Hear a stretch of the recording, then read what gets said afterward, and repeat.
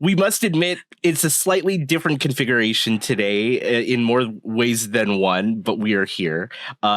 We have our special guest, Girl Bricks a Lot, Nicole. Welcome, Nicole. Yeah. Hi. Hello. Woo! Hi. Woo! Quite the crowd. I know. It's fine. I feel it's it. Fine. Wait. Whoa, Let me see. Here we go. Hold on. Yeah. There we go. But there it is. There we go. There it is. There you go. There you go. Yeah. Welcome to Hollow Time. If you've never tuned into an episode of Hollow Time, it's typically on YouTube.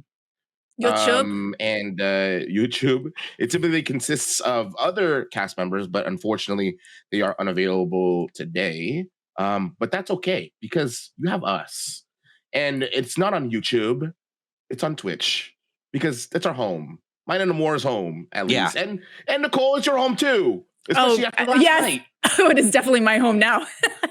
Yeah, especially after last night. At least our home for live streaming. So this will end up on YouTube like it typically does, and you can watch the replay later. However, we're doing it live. We're doing it live on Twitch. And Hollow Time is basically at its core a group of Lego or a group of AFOLs who have a common interest in Lego, of course, but also a common culture in being Filipino. We kind of dive into our culture, dive into other people's culture, and the differences and similarities betwixt the cultures that exist within the AFOL community. Dude, I said betwixt in there. I did it. Oh, that's deep. Cross that off of your bingo card, everybody, because I did it. I said it. That is the biscuit right there. But yeah, that's typically Hollow Time, but because it is Amor and I from the typical cast, we don't know how to use StreamYard, so we're like, we all know what's going on. Actually, I literally just got a text from Rob with the info, but we're not. We've come too far. It's too late now. We're coming too far. Yeah, we're already how many minutes in? 12 minutes in. Yeah, it's already started. This train has left the station. So the station is. It's left the station. We can't flip a U-turn. Nope. You know, we can't turn this car around, Nicole. Sorry, you can't use the restroom anymore. We're gone. I feel that. Definitely feel that. Little scared. Yeah, no, it's fine. Like I get such pee anxiety, so this is going to be an issue. I mean, really, you can just pretend your camera's on the fritz. You're like, oh no. Yeah. You can be like, oh no. My camera, my mic, and then like it'll just be me and Amor like, oh no. Yeah, we'll just be like, oh no, what happened to Nicole? Like, I really had to pee. You got me really nervous. I can't do this and can't do this and not pee. You know? Yeah. Yes. Anyway, speaking of being AFOLs, we just logistically, Hollow Time is only going to be able to do one episode in November, and one episode in December, just because I'm posting on my Thanksgiving and Christmas and everything like that. So with clearly Christmas right around the corner. It's crazy. I was at Disneyland the other day, Friday night, and they have it all fully decked out already. Like everything is up. The tree is up. The castle's all lit up, all pretty with snow on it. Main Street is all decked out with all the Christmas stuff. And it obviously, I'm sure, has crossed your mind in some way, shape, or form as far as what Lego hot items are on people's wish list, your wish list, the wish list of your friends, the wish list of your family. What hot Lego items are people looking forward to purchasing this holiday season? So we can at least talk about some Lego, because we know that this is going to just derail, and we're likely not going to talk about Lego for the rest of the episode. True. It's so true. So we might as well get it out of the way. Yeah. You know? Yeah.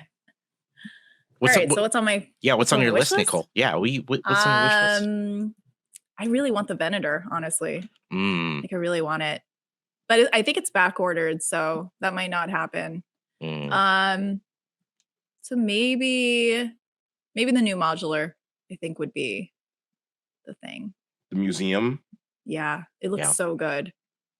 It's sexy. I Yeah. like it. Even Fred's looking at it. I know, and you're not a Yeah, modular guy. He's not modular, dude. I've sworn. Oh, you will be. Off M words. Man. I've sworn off M words, and my only thing was, hey, I only get the Marvel themed modular compatible sets, such as the Sanctum, and before that the Bugle. That's And the then, line. Of course, I have this monstrosity. Wait, is it even showing? Yeah. Here, I can even put you widescreen there. This monstrosity starting on Thursday. So what better thing to fill in the gaps between these things than the actual heckin' modulars? I know for me, like the heckin' police station is retiring. Oh, yeah, it and is. what better thing to have in your, in between these Marvel modulars than some cannon fodder police officers that have no idea what they're doing against Chitauri, or have no idea what they're doing against Venom, or have no idea what they're doing against See, Fred, this Loki. is the issue. This is how it begins, right? Because you I start know. with the police station, and you're like, oh, wait, now I think I need a diner, because where are they going to eat? Yeah. Oh, Yeah. Oh, I might need a jazz club. Like, where are they going to do karaoke? Yeah. This is how it Yeah. happens. Yeah. Oh, you're screwed. Yeah. I can't wait. I know. I'm fully aware that's where it starts. It starts with this. It started because of Avengers Tower, and now I'm just like, well, you can't technically have them like all next to each other. Like there has to be some filler. There needs to be some buffer. Those. Right. Maybe like a hotel, A boutique noodle hotel, house. a noodle house. Yeah. Right. A noodle house. Oh, you know what I actually have technically that I can put in between too? The Spring Lantern Festival technically fits in there. It does fit in there. Oh, it does. Mm-hmm. It does. So it can be like a little park in between the Daily Bugle and the Sanctum. I don't know. Yeah, but I don't know. Real estate's very expensive right now. So that's going to get bought up by a developer, and a boutique hotel's going to go up in there. And like, yeah, they're going to put a pizzeria and jazz club right there. In the land is too precious. The land is too precious. Yeah. Right. You can't just have a regular schmegular park up in there with a light up ox where you press its backside and then it lights up. Like, I can't wait for Fred's modular arc. I really can't. You shut your mouth. I cannot wait. It's coming. I'm cheering it on. Yeah. It's coming. Yeah. I mean, you gotta Bugle. It's only a matter of time. You gotta Sanctum. You gotta you're gonna make the Avengers Tower. You're gonna want other buildings, dude. Yeah, you can't just have skyscrapers next to each other. It's weird. Yeah, I know. Yeah. I really that's why I really want that museum. The museum looks rad. It looks really cool. There's a lot of really fun details in there. That's definitely on my wish list. What about you, Amor? What do you got? The museum's on my wish list as well. So I mean, I've built the boutique hotel. I've built the jazz club. I'm not deep into to modular land, but I love them. So when I saw that's up there. I'll admit the Avengers Tower is going to be like day one purchase for me. Baby. Yeah, I can't say no to that. I really can't. So that's those are the two of the newer things that are coming out that I'm really interested in. And man, I don't know. I haven't really thought about it because my backlog is so massive. It's one of those things where I try not to think about it on purpose because I stare at my stack of Lego that's over there. I'm like, okay, well, I have plenty to build. It's not like I don't have stuff to build, but those are the two that I'm super interested in.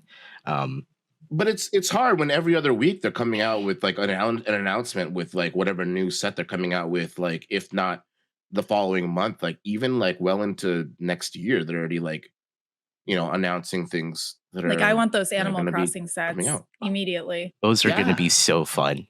They're going to be so expensive. Yeah, and those don't come out until March. I know. And they're like save up your money. No What Hulkbuster? See, and that's why I remember last year being like, oh, nice. I'm definitely saving money this holiday season because A, I have no room for an Eiffel Tower, and B, that Hulkbuster is hideous, so I'm not getting any of them.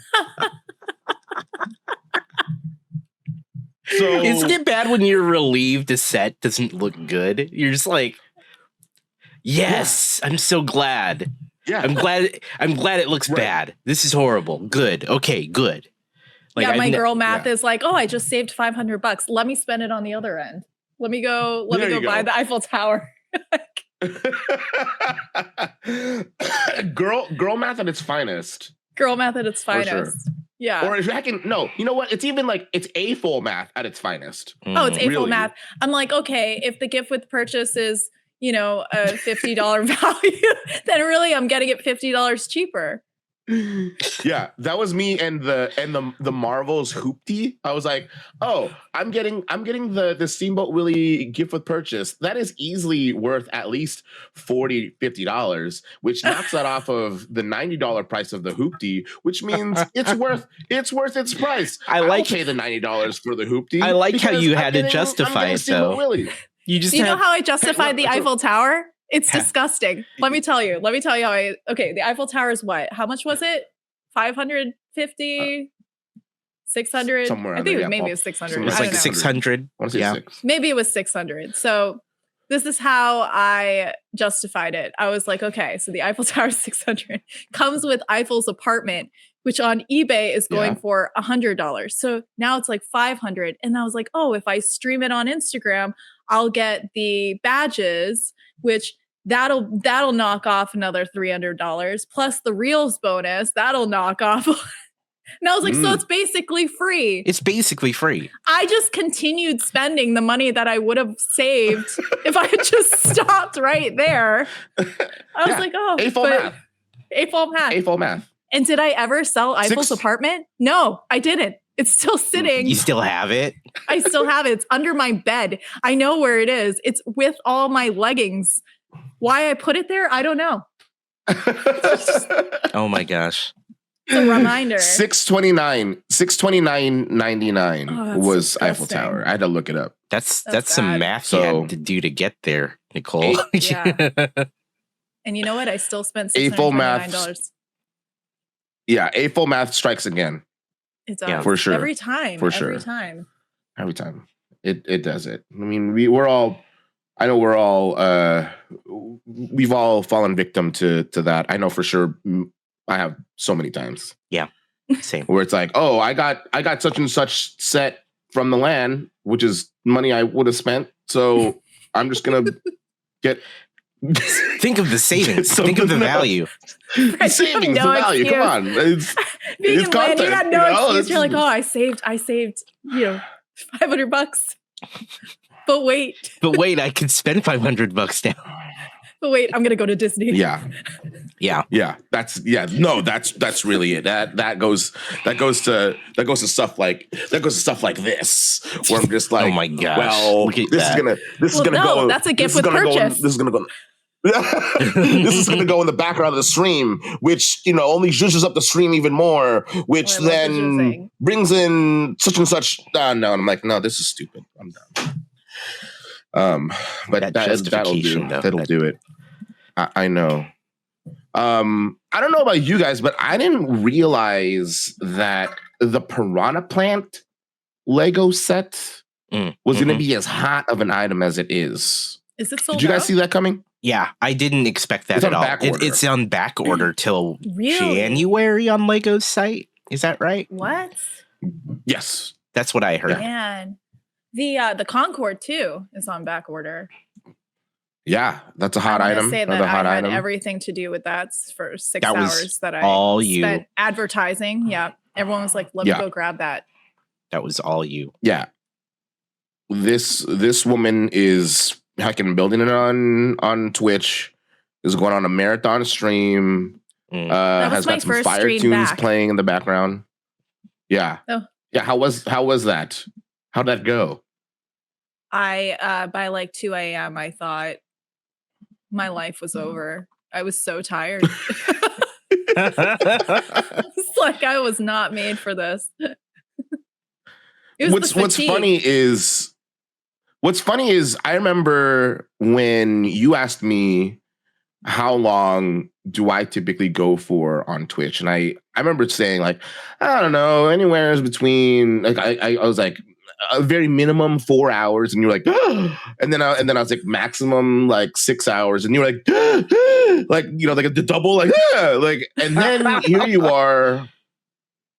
are on Twitch, you haven't streamed in 3 months or whatever, and you're like 6 hours. I'm not stopping until the second Concorde is done. And then like, oh well, it took about twice the time it would take that a Concorde can fly from London to New York.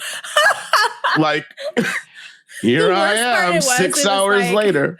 I don't know if like there were any psychologists in there, but they could have studied me because we hit all the stages of absolute like terror that night. It was like, the music, the dancing, the exhaustion. I don't know what else happened. Missing pieces. Like it was quite the arc. Like, it was like a progression there. God, it was terrible. Oh, and then when I thought someone was breaking into my house, and I was like, quick, I gotta lock my door. Oh my God. Do you know what it was? I figured it out after I got off the stream. I figured out what the noise was because I kept thinking someone was trying to break in. It was my cheap IKEA table banging around while I was building, and I thought that was someone knocking on the door. Oh and so my that's why God. I kept locking my door. Oh my God. Well, I knew that it was like a really big concern, but like half of me wanted to be like, oh, that's just what was his name? George, my ghost. George, your ghost, yeah. Amor, my house is haunted. Oh my God. Yeah. I want to see it. I think I saw him the other day, honestly. I was watching TV and like I get the reflection of the lights behind me on the TV, and I saw someone walk by, but there was no one in my house. No. Yeah. Wait, when was this? How long ago was this? Friday night when I had the whole trash TV binge. Oh yeah. I was watching TV and I'm, and I could see the light there, and then I saw someone walk by, and I was like, it's probably just George. It's fine. Yeah. No. Yeah. My house is like it's so haunted. normal. It's so normal to her now. She's just like, it's like she just justifies and rationalizes it with, oh, it's just George. Yeah. Our resident ghost. You're brave. Right. You're braver than some of our friends here. Let's be real. Yeah. I know. Yeah. Well, let's face it. Like, I don't know about you, because I've talked about this on stream or on Hollow Hollow Time before. Yeah. But like when I feel like it's not, if it's not a negative energy, it's not demonic energy. Yeah. Like if I feel like it's not malicious, then I'm like, all right, well, I can't do anything about it. I can't like shoo him away. So it's like, well, I'm like, why is he here? We're just to share this space. Yeah. Yeah, it's like, hey, you gonna pay rent? You're gonna help pay this mortgage? You're gonna charge your ghost for rent. Maybe he's the one who's taken all my missing pieces. How many times in that stream where I was like, I think I'm missing pieces. Maybe he's doing it. Oh, for sure. They're building Lego. 100% somewhere else. Yeah, I'm gonna go into my attic and there's gonna be like a shrine built up there of, yeah, a whole city. Nicole's missing pieces. Yeah, is that how many pieces you're missing, Nicole? Whole city's like, ooh, she just pulled out a 2x3 out of that a red 2x3 out of that bag. I'm gonna flick it out of her hand. I cannot tell you how many times I have angrily called Lego being like, I'm missing these pieces. I must be flagged now because they're like, are you absolutely sure that you're missing the pieces? Did you check? Are you sure? So the what's it called? The Pac-Man set? Yeah. And the back. Have you guys built that? On the back are these massive panels. Mm-hmm. Like they're huge. Like they're big. They're huge. Yeah. No, you cannot miss them. And as I'm finishing the build, I'm missing one. Oh no. And I was like, what? You were missing a whole panel. A whole dang panel. And I'm like looking around. I'm like, where the hell is this panel? I call Lego and I'm like, you guys got to fix this. How could you do this to me? How am I supposed to shut this thing? And I had like, the whole reason why I bought it was because I had to do like a light kit review. I'm like, I can't do a light kit review with a missing panel. Yeah. So the other day I decided to move my entire couch from the wall. And there it was. There it was. I was like, oh. So how far away is this from where you were building it? It was in the other room. I don't know how it got there. How did you wait? See, so it was in a complete. Like, you can't rationalize that. How does that happen? I don't know. You can't rationalize that other than like just like what Charming Jellyfish said. Just said blame George. Yeah, and That's I had eyes. eyes. Who rationalize that? That's messed up. I know. That's messed up. I know. And the room that I was building it was locked up. So like, there's no way. Well, I think it just walked off. Like, I mean, that's the only explanation. Right. It just walked off. But Heckin'. Oh, and that was the other one. So poor Lego, like Lego customer service, God bless them, because I ordered the Disney castle to get the steamboat gift with purchase. Mm-hmm. And I went big. And I opened up the box. I'm like, this is way too small to be the Frozen castle. Oh no. And inside was like a Speed Champion and a keychain and steamboat. I'm like, where's the castle?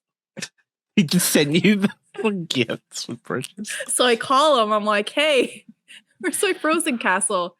He's like, oh, you're right. It's not there. You must have forgotten. We'll send you another one.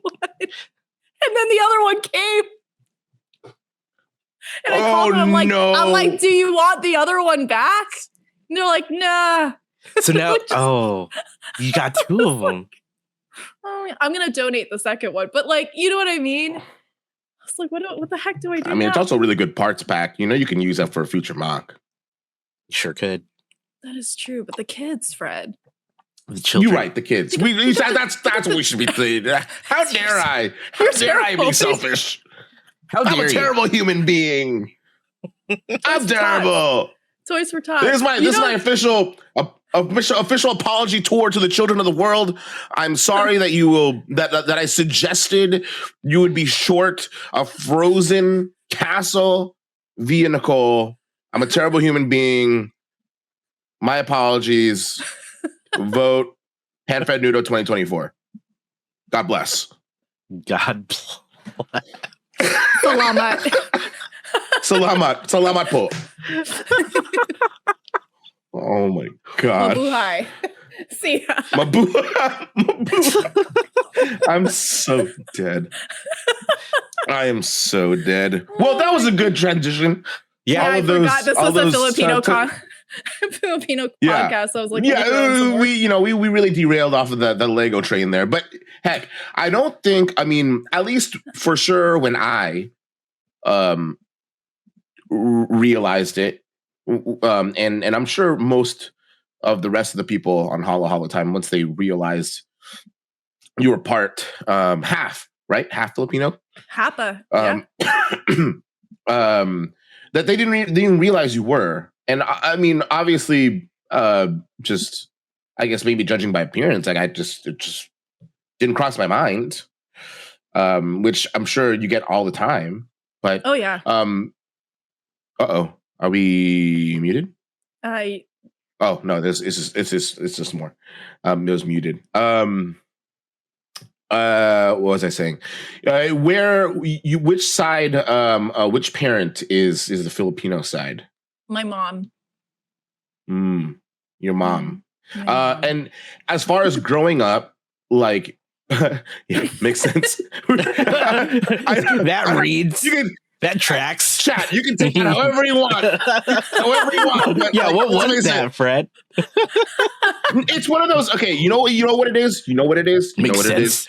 It's That's typically the case. It's very always the rarely. mom. It's almost. It's Right. true. You're it's right. very rare that it's ever the case. You're right. You know Right. that it's ever the opposite. So That's once you said mom, I was like, oh, Of course. what I My even dad had a asked the type. question. Why I even ask? And now as far as your Filipino heritage, Mhm. how much of your culture did you actually experience growing up? I mean, just geographically speaking, you kind of grew up in the New England area. Is that correct, or Yep. is that kind of just Yeah, where New you are England. now, and then you kind of experienced it everywhere else? So I definitely experienced it here in the Philippines, in New England, because we Yeah. have a huge Filipino population here. I mean, Mhm. like scary big. And they would have parties. I mean, my mom was going to Filipino parties every weekend, pretty much. Mhm. And they would have like potluck and bring all the food. And then all of us like Hapa kids would just get together and hang out. We did like the Santa Ana, like the parades, like Yep. all of the things. So I mean, it was pretty, I would say it was more prevalent than my Swiss side. Like, you know what I mean? My childhood was like pretty colorful with the Filipino traditions. I mean, my mom was nuts. Like every time you would like leave the house, someone would leave the house, she'd spin the plate because of the province. Like they had like, Oh yeah. you have to spin the plate. Mm-hmm. Yep. Oh yeah. Which is crazy, because I mean, I don't know if people even realize, that there is a pretty large Filipino community in New England. I have an aunt that that's where she ended up. She was like your mom, who was Filipino, had a Caucasian spouse, and so I have half cousins, or I have cousins that are half Caucasian and Filipino, and so yeah, they said the same thing. I had gone to my cousin's wedding there in Portsmouth, New Hampshire, which is a very beautiful city. Yeah. I loved it there. I'm a big fan of Portsmouth. It's a fantastic city. Although we were really the only brown people at that wedding. But I bet you danced the best. Oh, dude, we were, so me and my cousins from the West Coast. We were in the middle of the dance floor. They played Tupac's California Love just for us, because we're the California the California cousins.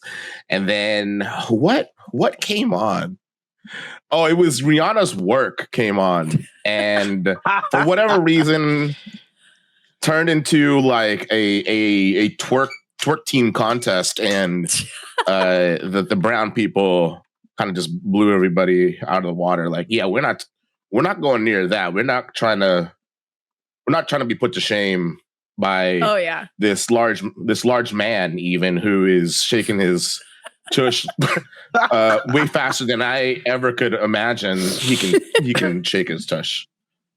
That large man was me, by the way. Thank you for spelling it. In case you didn't catch, in case you didn't catch that. Yeah, thank you. Chat or anybody, but gotta love it. Yeah, there is a pretty large population up there, so that's awesome that you were still able to experience your culture. Oh yeah.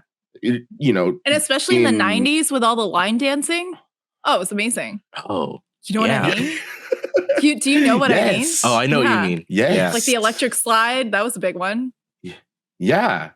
Electric slide was huge. Dancing to I mean, the Filipinos had their own version of Heckin' Achy Breaky Heart at one time. Oh my God. Yes. Yeah. They do, and I know it. Oh, we'll have to all get together and do that. I remember this. Mambo number 5. Oh yeah. Is another big one.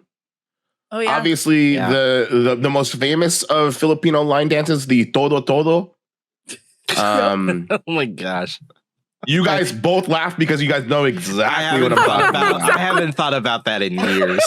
I think I blocked it. That just sent me Sent me back. Anak, get up here. Yeah. I know you know the dance. Get up here. No. Yeah, this is taking me back, dude. Yeah. Oh my god. Show them that you can do the todo. You show Come on, them. come on. Show them. Anak. Show them that you can dance. Anak, get up from there. Take that lumpia out of your mouth. Come on here. Come here. Anak. Like the mouth, like that. Hey, get over there. Get up of that Nintendo 64 over there. Go over there. Yeah. Wow. Like, oh my! You transported me back to those days, Fred. That Oh yeah. nailed every quote. You were my mother. You are my mother. Oh my! Nicole, did you grow up with siblings? I have 2 half brothers, but so not really. Like yes and no. No, okay. But Okay. But they're like 18 years older than me, so obviously. Okay. So you were the premier trophy child that we must show that this is the most talented child on the face of this earth. Oh yeah, for sure. Nicole, sing your song. Nicole, dance your dance. Nicole, play the piano. Or yeah. So sing the Tagalog one. Show them that you can speak Tagalog and sing it. Right? That was it. You were the premier trophy child, I bet. Are we unearthing a bunch of core memories for you? My god, these are all the things. When in that movie, I think it's like Inside Out, where like the island dies. Yeah, suddenly there's a spark that's coming back. There's a spark that's coming back on Hollow Island, Oh my god.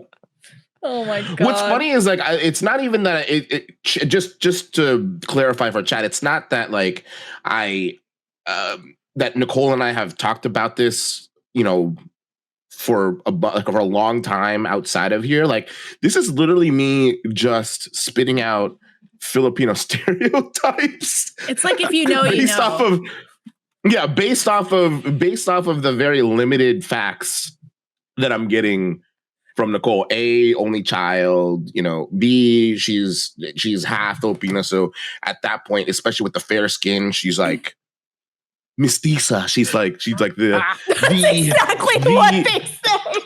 She is the like model Filipina. She's got to be the one that is forefront and center of the Filipino party, either singing or dancing or showing off her fancy new dress.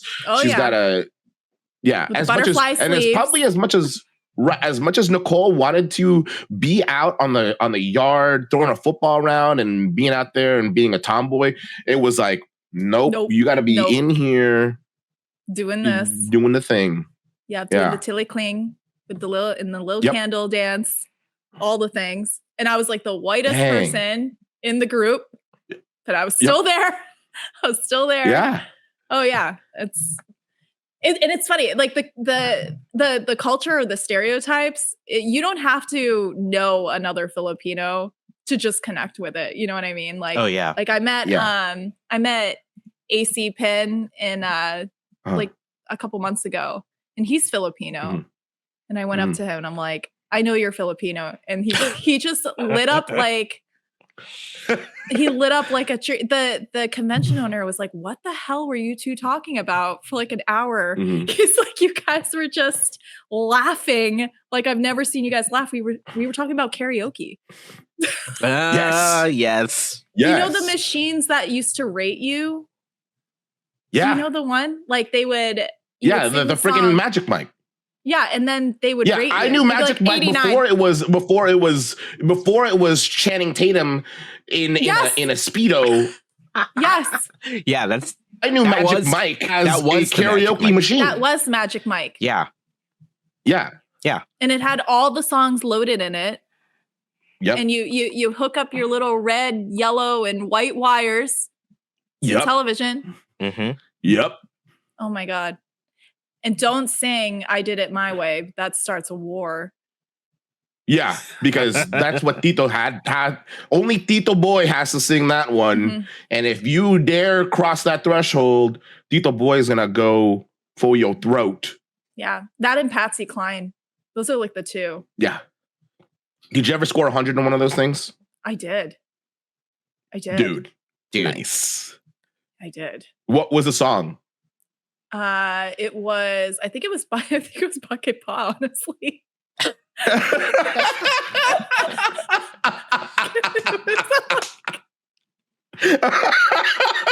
That's incredible. Oh,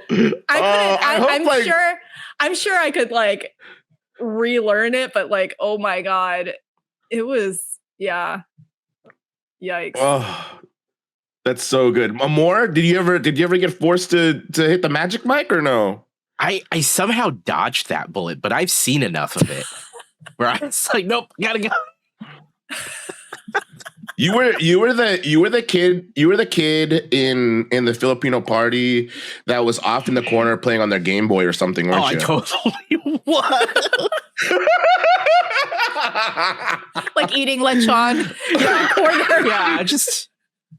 I totally was. You're on the Game Boy. I'm not even gonna lie. That was exactly. Sitting on the stairs. Yeah. Sitting on the stairs. Oh, I know. Or you found some corner of the garage. Yeah. Or even sitting on the porch basement. of the house. I was or that the basement. Child. Yeah.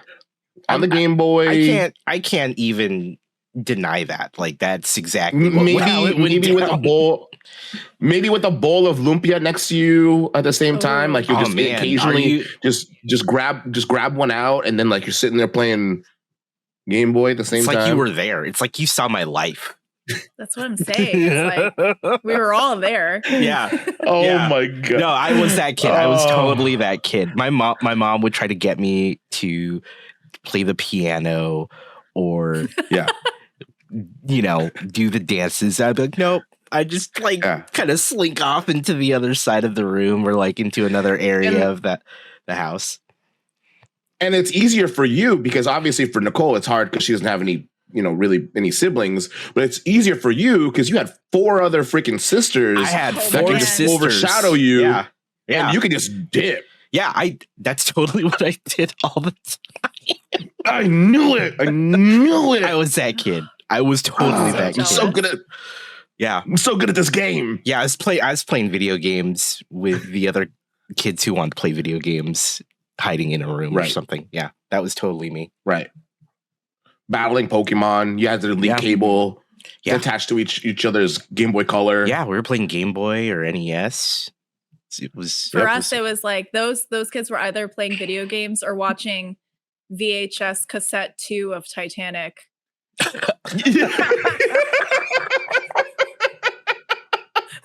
It's so specific, but true. It's so specific, but it's so true. You know what I mean? Oh my god, that's so funny. And then if it got late enough, me and my cousins would all huddle together in a room in a dark room, and we'd watch Are You Afraid of the Dark and think it was like the scariest thing ever. And all of us are just like, oh my god, like it's so scary. Oh my god, that's all I can think of. Yeah. But it was being the eldest of 2 children. I was that. I had to people found out that I knew, oh my god. Once my parents found out that I knew the choreography to NSYNC songs, it was over for you. Yeah. I can't tell you how many times I've had to do the choreography for those. That's why it wasn't a big deal really for me to do it on stage at freaking TwitchCon and in Vegas. Like I was like, I've done this plenty of times. It was just the principle of it that I was really just against. Yeah. Really. But I was like, as soon as I get up there. Don't forget the other night where it was like the genie in a bottle. Yeah. You just busted out. I was like, oh, goddamn. Like, she knows. I know, because we were performing those at the Filipino party. There it is. I knew it. Well, because like you were singing it perfectly on key. You had like the actual choreography from the music video, and I was like, something. She performed this before. She knows. She knows She's done it. She knows more of this than a normal person would. This is this is 100% something she's had to perform. And the issue is back then we didn't have YouTube. So you know that I was on TRL like you were watching it. Yep. Like, oh, Yeah. like this is 4, 5, 6. Oh my God. Or it was at least for me and like like 2 other neighborhood kids, they had recorded the HBO NSYNC No Strings Attached concert on a VHS, on a recordable VHS. And we just like we ran that thing ragged, just rewinding it and Darren's it. dance grooves. Darren's dance grooves. Yeah. Yes, the actual choreographer. Darren's dance grooves. Yeah, he's the one who did like the step-by-step tutorial of those dances on VHS, baby. On VHS. Oh my God. VHS. Oh my God. Dead. I'm dead. Yeah, it was NSYNC dances, it was the line dances, and then one more time, I think. And then later on, it was the karaoke. Once I got old enough to drink and stuff at family parties, which is not necessarily the actual drinking age, but that's beside the point. Yeah, it's a Filipino family party. You're on your. It's amazing how standard those experiences are across the board. Like the fact they're pivotal. we were all in different places at the same, like around the same window of years, but the experience was pretty much the same. And the pageants, You did pageants. I never did those. Did they? Was that like your mom putting you into that thing? How did you fall into that? Because that was a good amount of your life, wasn't it? Yeah, I did pageants until I was like, I think I retired at 22 because I was like old. But I mean, I did them like probably 12 through 15 and then picked it up again like in my 20s, like early, like 19, 20, 21. My cousin was Miss Philippines Universe, I think in 96 or so. Oh, dude. She was wow.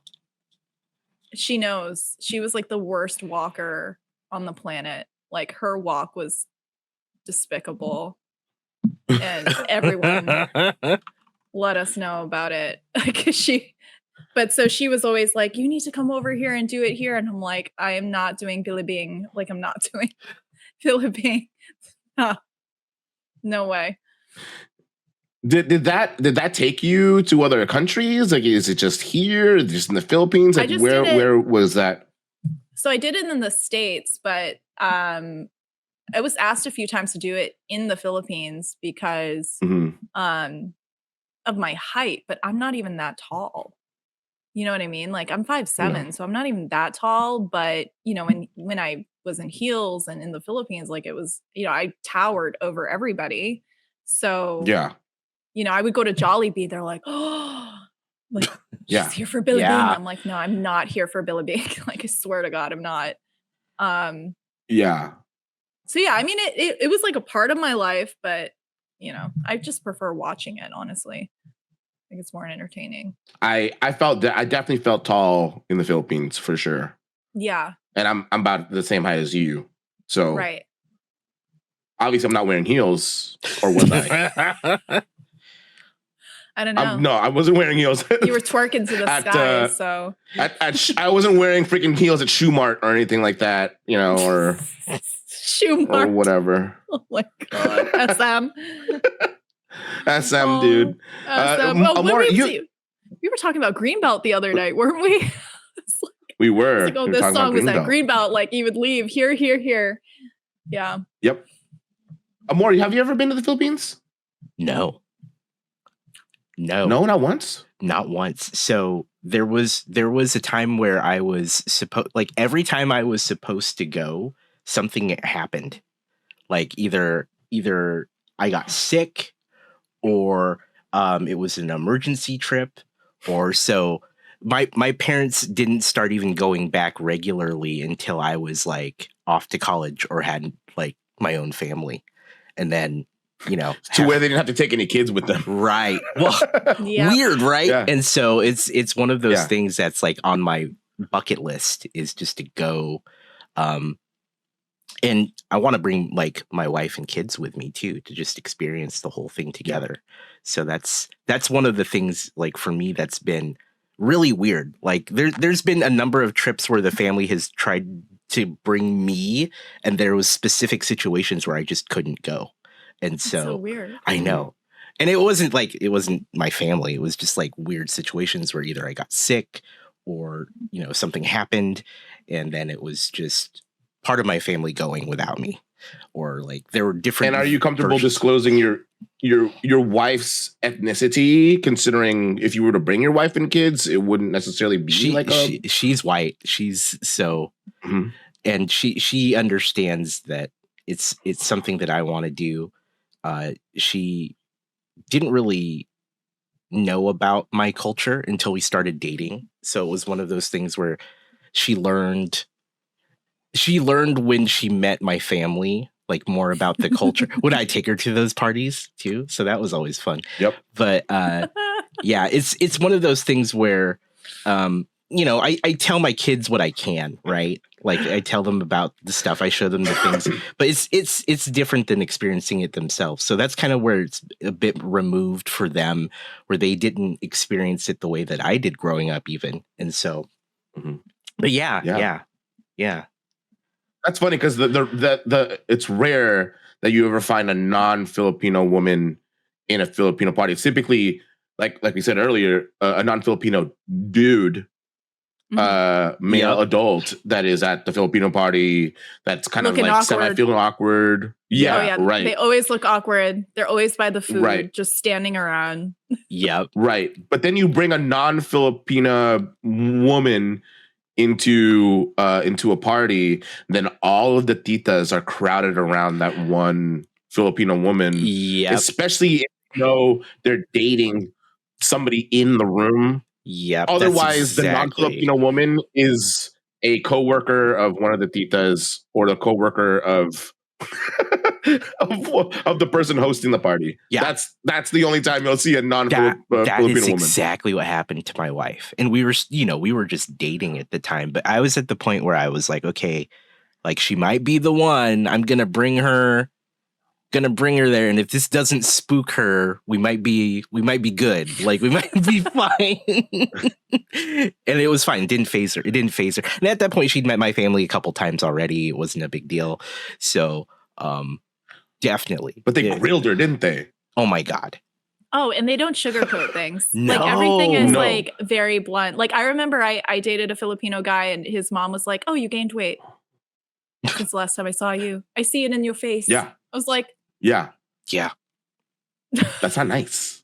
Yeah. Thank you. nice. But that's not nice. No, and but that's what they do. That's what they do. They totally, They, I knew my wife was the one when she survived like my 4 sisters and my mom just questioning her about everything about her and our relationship. And then, I was like, okay, well, that's going to kind of prep you for like these other events that my family goes to. So it's going to be more of the same. So yeah, she's a trooper, man. I knew she was good because she survived all of those things. Didn't scare her away. She was good because she helped you sneak McDonald's into the movie theater on your first date. That's true. That's true. Did you really? Yeah, we snuck McDonald's into the movie theater on our first date. She had like one of those big bags. So she I always do that. It was legit, like literally Big Macs and like sodas, like just the whole thing brought into the movie theater. That is the story I told Fred. I was like, that's how I knew she was the one. Oh my God.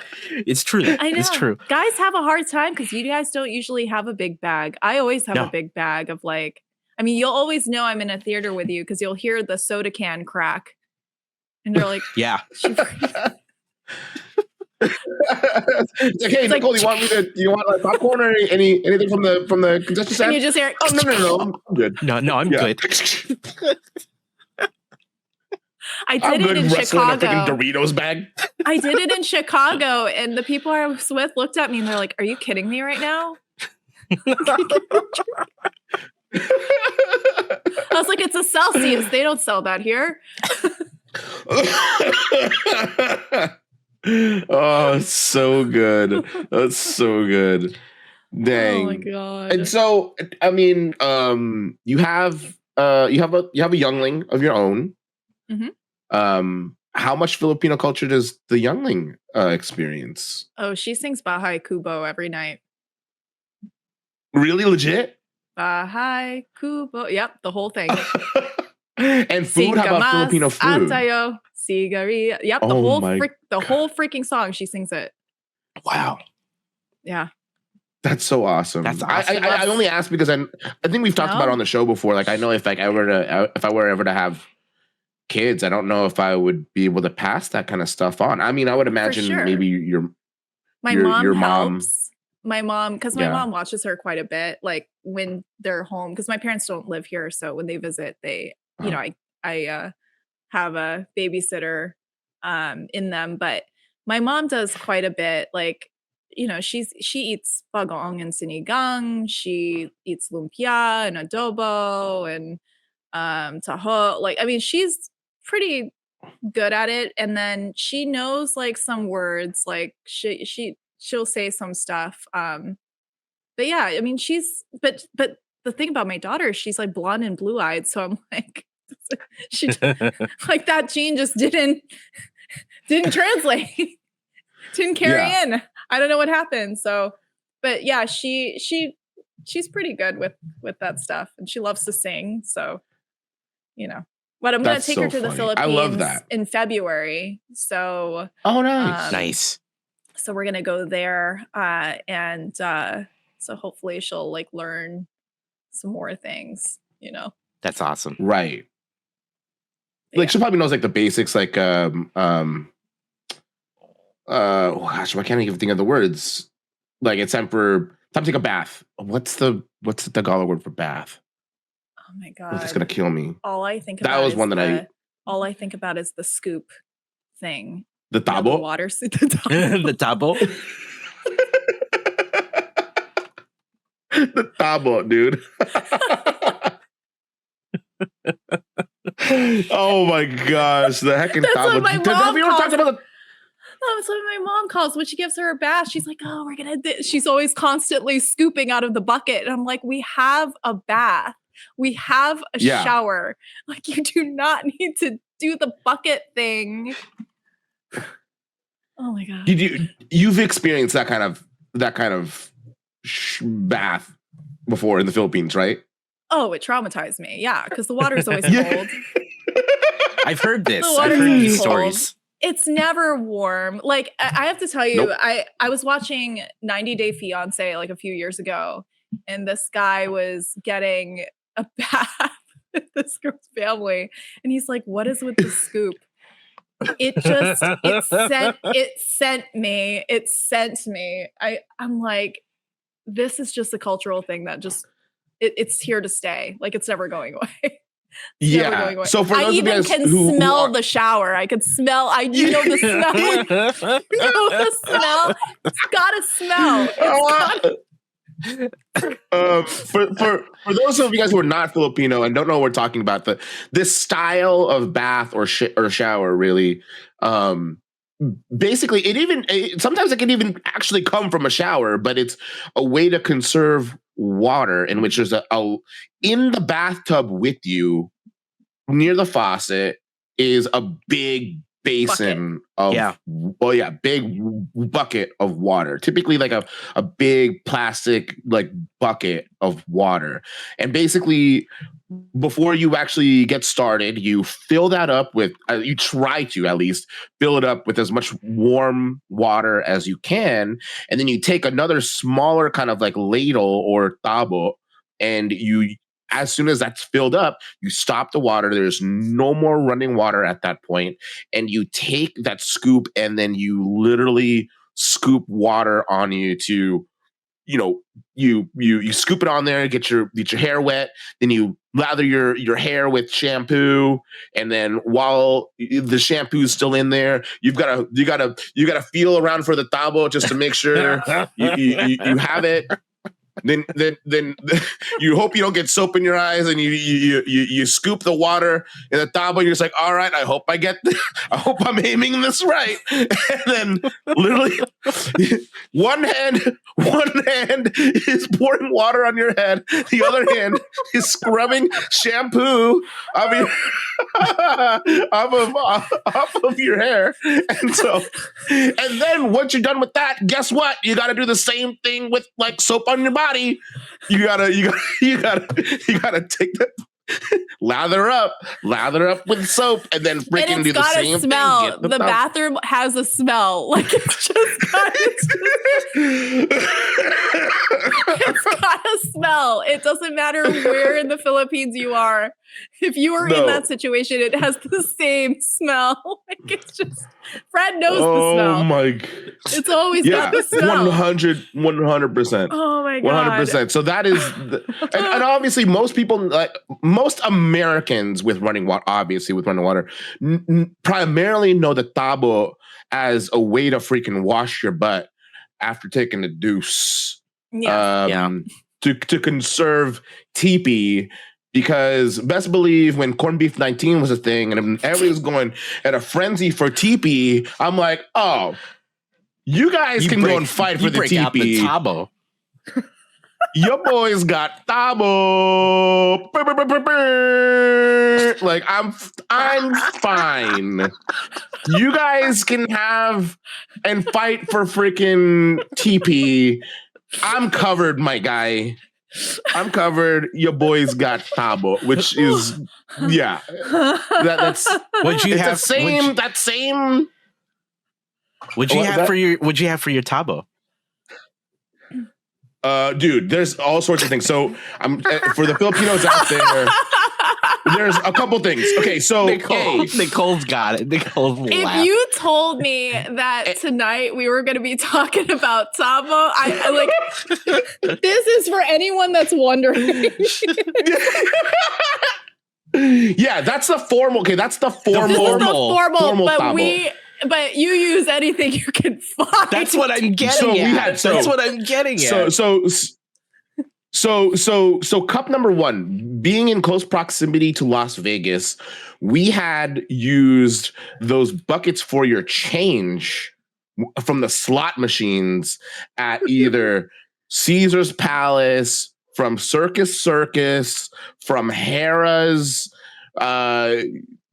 MGM. You had those buckets that they would use for your change, and they would bring those home, and those were tabo. That was thing number one. Thing number two, big gulps from 7-Eleven made for amazing tabo because they held Pab cups? A crap ton.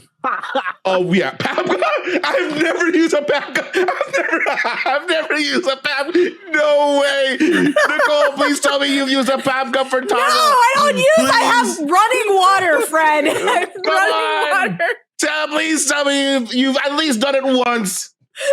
One time. You know what? Just for the culture. There's got to be a Filipino AFOL out there who has done this. There's got to be a Pab cup. They're out there. Someone has done this. Oh my. You know, if there was ever a Lego store in the Philippines, that they would all be lining up. They're like, look at how much water you can take. Oh, I'm just here for the Pab cup. I'll pay for the Pab cup. No big deal. Yeah, I just need the. I'm not even gonna fill it with Lego. I think you just go. Okay, were your tabos, please? Papa needs a new tabo. Your stackable tabo. Oh my god. So it was Big Gulp, it was the casino cups, and then it was something. Oh my, there's a whole stack of tabo right there. Let's freaking go, dude. Tabo for days. like toilet paper. Not a dirty booty in sight. Not a dirty booty in sight. It was also the Magnolia mango ice cream containers sometimes. Oh, yeah. But those are typically used for leftovers. But in a pinch, you could totally use that. That was like cool. That was like Cool Whip containers for us. Yeah, like a Cool Whip container. Yeah. I distinctly remember my grandmother using like yogurt, like because I was little, and she would use just like little yogurt cups. Just manana yogurt cups. That's so funny. Oh well, I mean, since I've moved into this new place, the bidet has unfortunately taken the place of Tabo. So yeah, I don't really have a I'm fancy now. I've got a bidet. Which is like bidet for the penne. Has it changed your life, Fred? It really has. It genuinely has. It's a game changer. It's a game changer, dude. It's 100% a game changer. I can't believe we talked about Tabo today. I feel like that should be on our bingo card for Halo Halo time. Like, I feel like at some point we're gonna bring. Yeah, I feel like it's gonna come up at some point.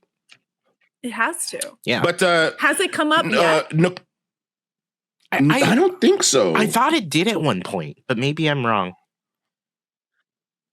Maybe we've talked about it just outside of us. Maybe it was like a side conversation off the podcast. I would love to like have Brix O'Brien on here and explain to him the concept of that, because I think he would be mortified. I wonder if he would. Mortified. I wonder if we left him a Tabo and no teepee in a restroom, and shut his water off in the comfort room, and just left him a bucket. Yeah, in the CR. Mm-hmm. See how we would react if he would do it. Yeah.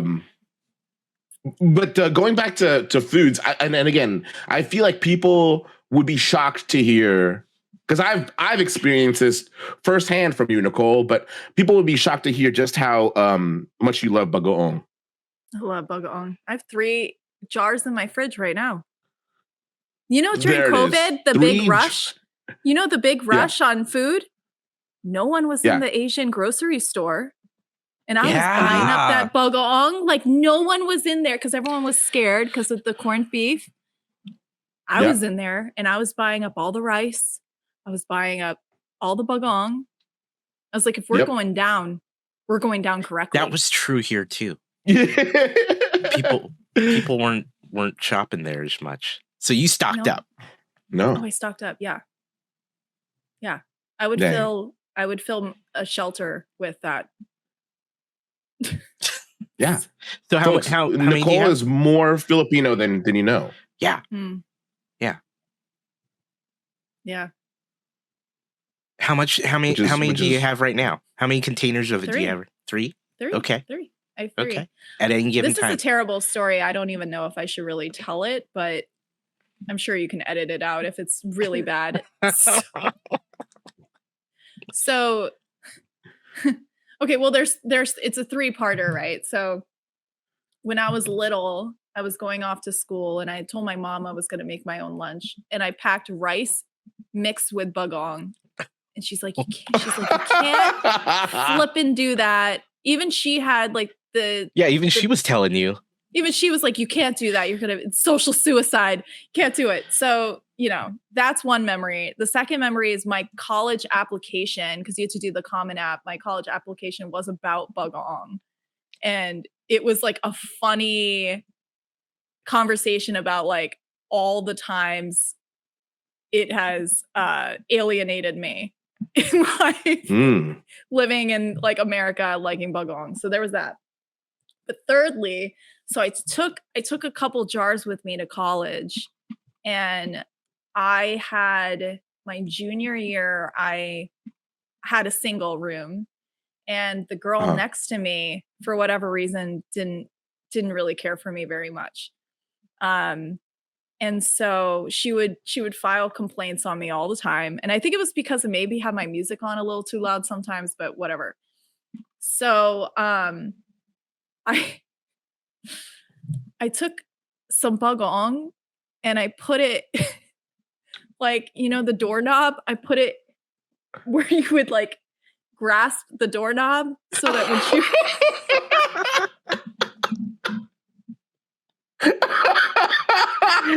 Oh my god. like I smeared it around. Oh my god. And I could hear her screaming. I waited all night for her to get back. I could hear her screaming, "It stinks!" And she was going nuts. And she never complained about me again.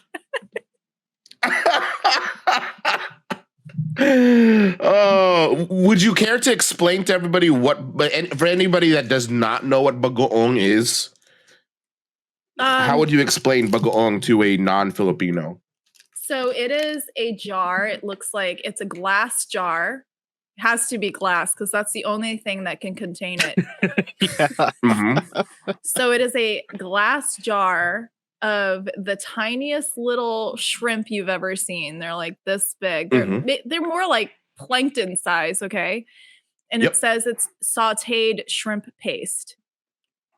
That's a gentle way of saying it's like fermented and it smells like nothing you've ever smelled in your entire life. It's very distinct. It is.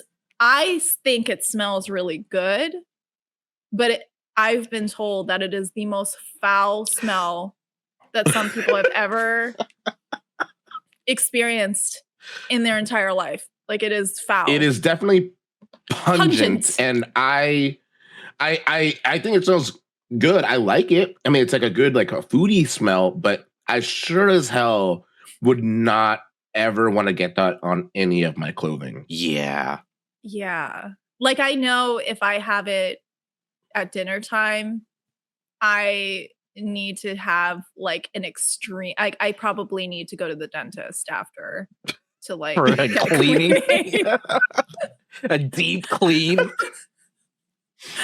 it is the stinkiest thing I've heard. It is the stinkiest thing. I think it smells kimchi. Kimchi smells like freaking watermelon sundae in comparison. Kimchi's got nothing on it. Kimchi doesn't even know. It doesn't register. The after effect of kimchi probably smells similar to bagoong, but I digress. The bagoong definitely smells worse coming in than it does out. Kimchi smells better coming in than out. So I guess they're the same. But it's these tiny little shrimp things. You can eat it with mango. You can eat it in I was going to ask, what are your preferred ways of consuming bagoong? I would just take a spoon of it sometimes and just eat it because I'm a freak. But I like it on mango. I like it on sinigang. I like it on adobo, lechon. What else? A couple different fruits, like grapes. Yeah. It's good on. But yeah, anything. Damn, you have it more than I do. Pizza? So bagoong. Oh no, you haven't had it on pizza. Get out of here. No. I was like, come on, Nicole. No. I was like, damn. I'm about to pull it. That's foul. That's a foul. Maybe that can be 10-yard penalty. Bit. Maybe that can be a bit next Chicago. Like I'll just be like, I'll record people smelling it just to see. So bagoong, typically, chat is it's like a very, very kind of salty, like an almost overly salty taste. I know for me, the time I have the most bagoong is in kare-kare, which is kind of it's like a peanut butter stew. Is the easiest way to kind of explain that. And so it's not. It doesn't have like an kare kare itself doesn't have like an overwhelming, like super duper distinct flavor. I mean, it has flavor, but it's not like, super flavorful like sinigang, which is a very soury, type taste. So people will like take a scoop, like a small scoop of bagoong, maybe like a half a teaspoon or something, or even a teaspoon, or if you're Nicole, like a heckin' big handful and put it on half the jar and put it in there. But that's a typical way that Filipinos will consume bagoong. Sometimes they'll put it on mango, so they'll chop some mango and put a little bit of it on mango, and then eat some bagoong and mango at the same time.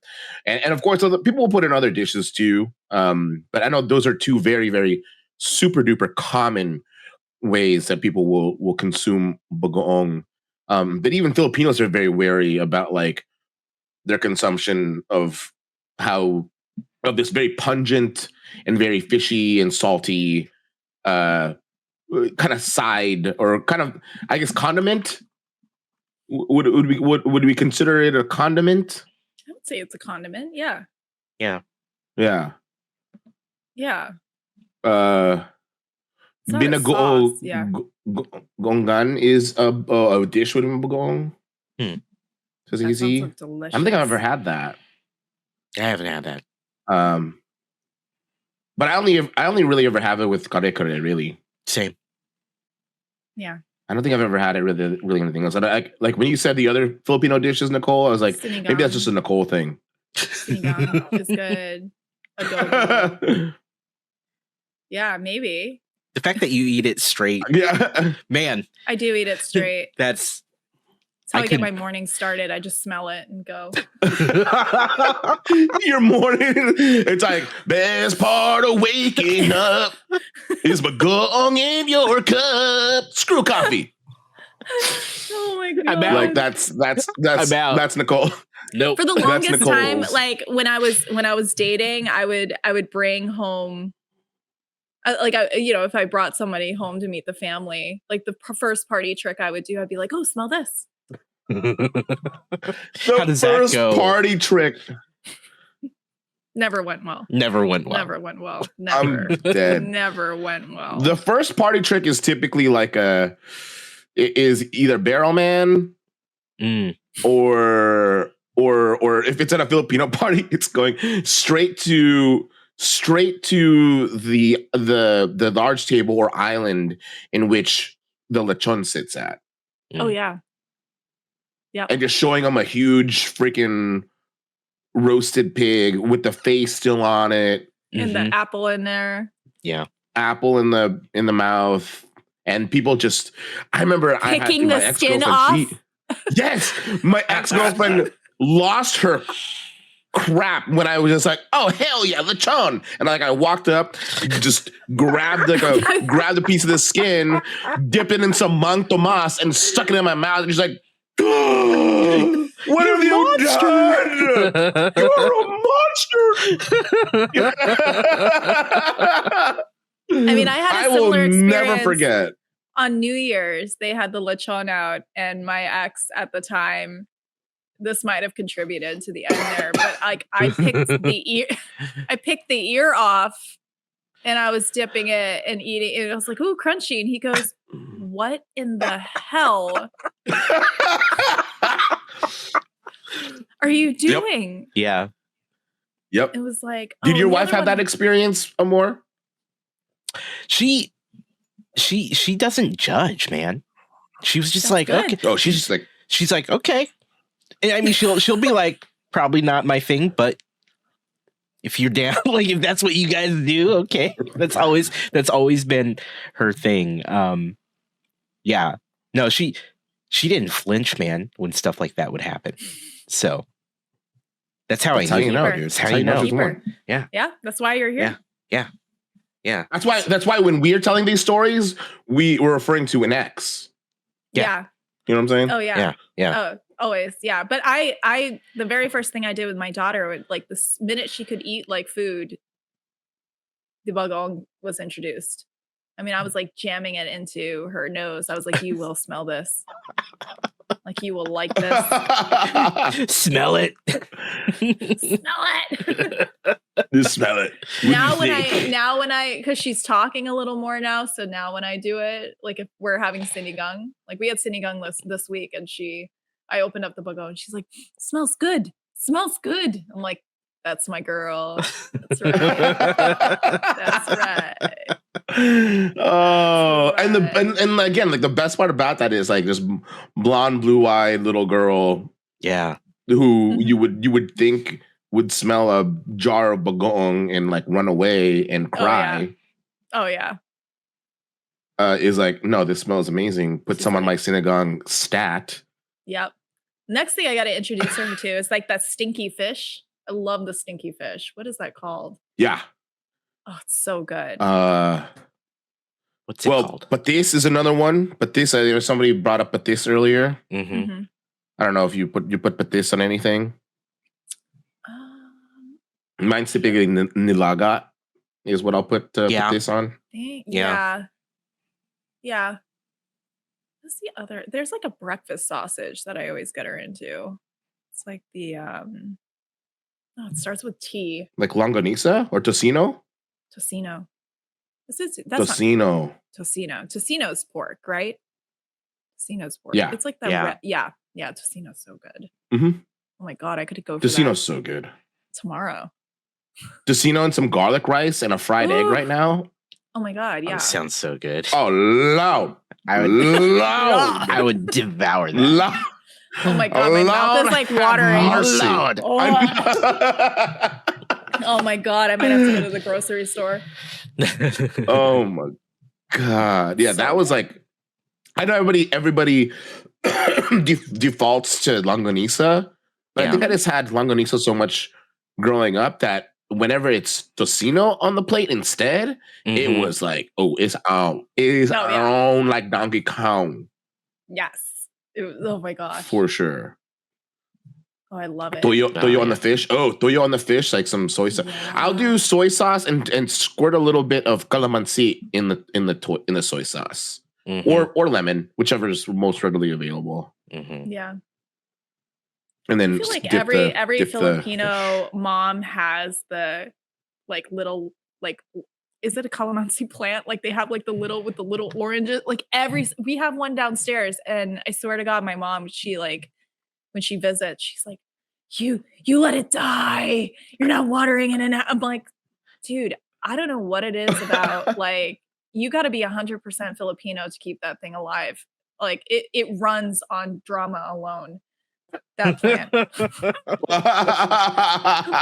Like, it's pretty good. Oh my gosh.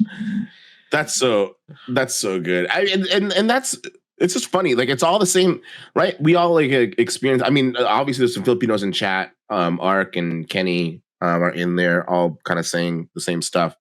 But despite all of our different geographical locations, I mean, I think we're all roughly around within the same age range. Oh, yeah. It's all the same. It's all the same. But now growing up, obviously in Southern California it wasn't so bad, and at least with like the neighborhood kids, if it wasn't Filipinos that I was leveling with, it's like the Mexicans, like they were like our cousins. I mean, they experience a lot of the same cultural things. Oh yeah. For at least for me in Southern California, so it's like if I don't have any Filipinos I'm around, like I'm hanging out with like the Mexican kids, and we're just trading lumpia for tamales and whatever. So like it was great. It was the best. But for you, Nicole, obviously people don't even like, people will look at me and probably at least guess, maybe Filipino, I don't know, whatever. But for you, like you are, I didn't even know you're Filipino until you told us. How was that growing up? And I know a lot of people who are half will briefly, I guess, kind of talk about the struggle of not being American enough in school, and then maybe around family not being Filipino enough and to be to be considered that. Do you ever feel like you ever struggled with that growing up? Yeah, I mean, in school, I especially in New England, and Yeah. where I grew up, I grew up in like a nice town, Mhm. and everyone pretty much at my school was like very American, like their ancestors came straight off of the Mayflower, so like they were like old school, OGs. So coming Yeah. in to school, it was kind of like I was a little bit of an outcast in a way because I didn't look like anybody else. And Yeah. culturally, I was all like whacked out, right? Like, because my dad is Swiss and my mom is Filipino. So I had the weird parts of Filipino culture, but I also had all the weird parts of European culture where, we didn't Mhm. have dinner till like 9, 10 o'clock at night. And then I would Yep. go to bed. Like, you know what I mean? Like it was just bizarre. And I know, like, from a different respect, my half brother is South African and he looks Mm. the part, but he also had issues like fitting into town. So Mhm. I had struggles where it was like you said, like I wasn't American enough to like blend in, but I also wasn't like brown enough to like blend in completely with the Filipinos. So I was always kind of just like alone, if that makes sense. Mm. Like I always kind of just did my own thing. Um and then obviously, like as the internet came and as the world blended, um Mhm. there are more of like me that are like half whatever, half Asian, half white, like half black, half white. Like there's so many more blended people. So I don't Mhm. feel like as disconnected, but still, even now, it's like when I travel, no one really knows what to make of me. They're like, are you Italian? Are you Filipino? Are you American? Like, who are you? What is going on? Um, Mhm. I get the ethnicity question like usually within the first few sentences of meeting somebody. Mm. So they're trying to like Yeah. gauge where I'm at. So yeah, I mean, it was tough like as a kid because kids are brutal and you get bullied. And Yeah. I was ruthlessly bullied through like Oh man. elementary school and high school. But I don't know, like when you grow up a little, you just like now it doesn't bother me as much. I just kind of like roll it off. But yeah, that I don't know. Is that kind of what you were looking for? Yeah. I mean, because I Yeah. know Amor, for example, Amor has gone and has touched on this too. Him growing up in the Pacific Northwest, in Oh yeah. what being like one of what two Asian kids growing up, and so Yeah. Yeah. and so that was, I mean, you kind of felt the same way, right? Oh yeah, definitely. Yeah. I grew up in a very white like town, and it was a small coastal city in Oregon. And so yeah, it was literally me and another Asian kid in my like kindergarten through like third or fourth grade. It was like we were literally the two Asian kids, and then Yeah. a bunch of white kids. And so uh I definitely got a lot of flack for that. I'd get bullied and people would make fun of us because we were the Asian kids. And so yeah, I totally sympathize with that. It was yeah, I mean, even not being half, but just being like full Filipino was tough growing up in a community that didn't really know a lot about Filipinos. And so Mm. we would always have these conversations explaining the culture like my parents would have with the other kids' parents.